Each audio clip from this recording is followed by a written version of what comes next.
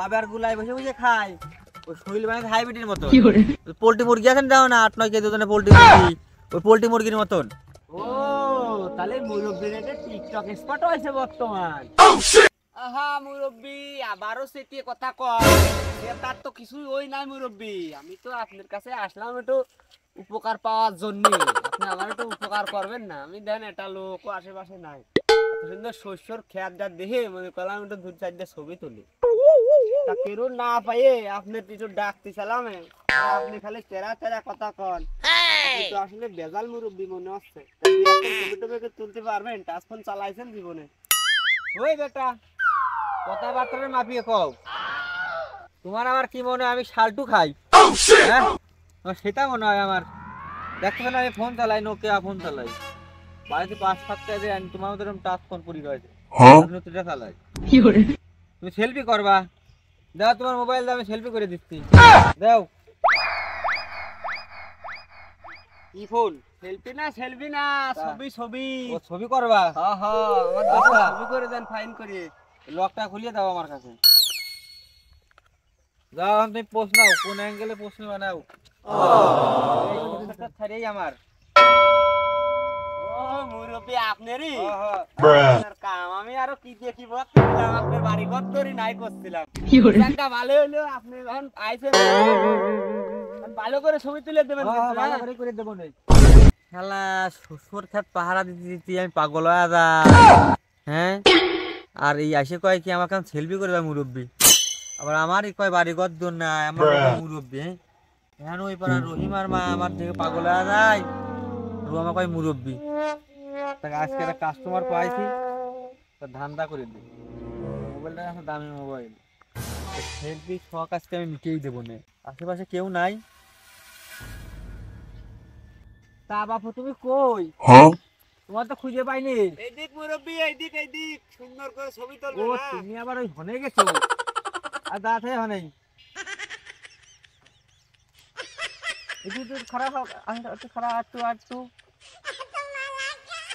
মুখটা আহি আহি করো।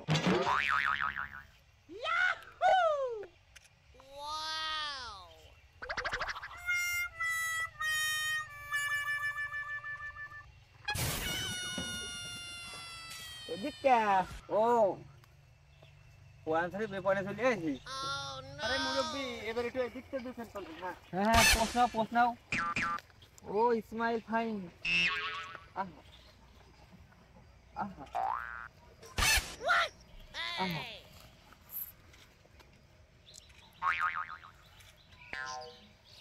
বেটা এদিকে আসো, শোনো শোনো শোনো। দেখি কেমন হলো ছবি। এই মোবাইলে দেখো 30 সেকেন্ড 40 সেকেন্ড ভিডিও ছবি করা হয়ে গেছে। ও মুরব্বি আপনার হাতে তো আসলে জাদু আছে, ছবিটা তো সেই হয়েছে। হ্যাঁ ও অস্থির অস্থির ছবি মুরব্বি। আপনি তো মনে হচ্ছে আই লাভ ইউ কয়ে দিই যে সুন্দর ছবি আমার তুলে দিলেন। তো আসলে আমি বলছিলাম আপনি তো মুরব্বি না, আপনি তো যুবন। এত সুন্দর করে আমার ছবি তুলে দিতে, থ্যাংক ইউ মুরব্বি, আপনাকে অনেক ধন্যবাদ সুন্দর সুন্দর কটা পোস্ট দিয়ে ছবি তুলে দেওয়ার জন্য। ওয়াও আইন আছে।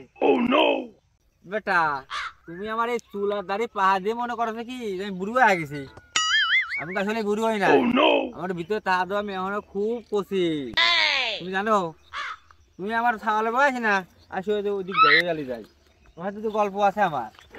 তুমি আমার সাথে এত সুন্দর ছবি করলে, এই শস্যটা কিন্তু আমি এই ইয়াতেই বুনেছিলাম, আবাদ করেছি। আমার শস্য বেটা।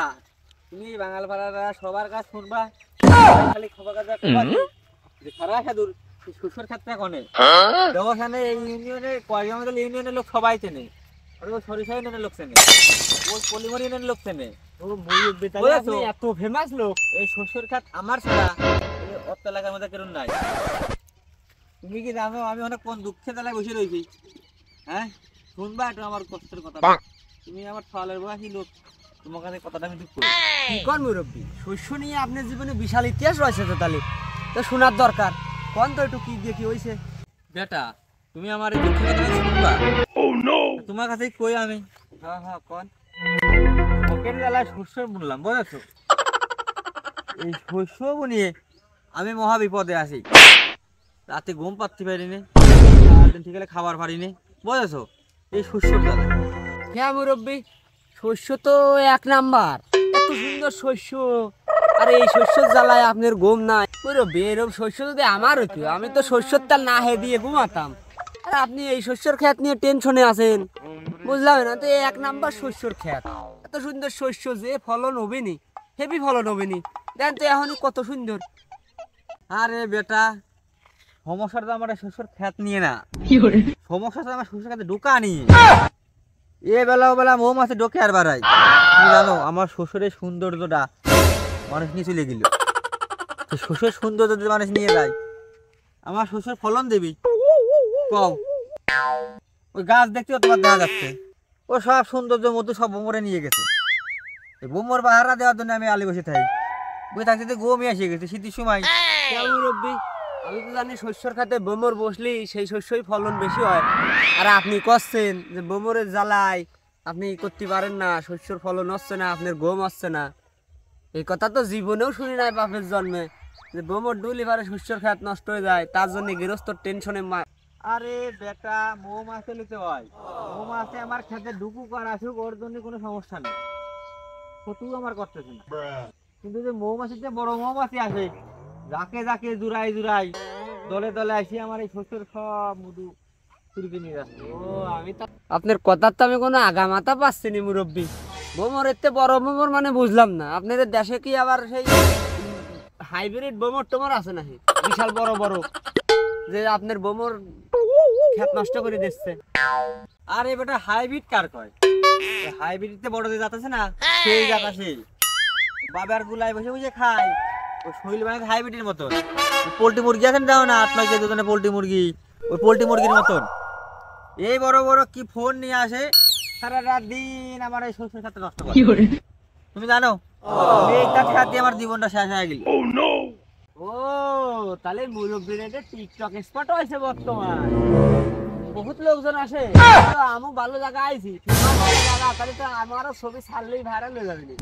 তাহলে ভালোই হয়েছে, মুরব্বীর খেতে আসে ভালো কয়েকটা ছবি হয়েছে, আমার ছবিগুলো দেখে খুব পছন্দ হয়েছে মুরব্বী। আপনি যে সুন্দর করে ছবি তুলে দিয়েছেন, ফেসবুকে ছাড়লেই তো লাইক করবেন হাজার হাজার।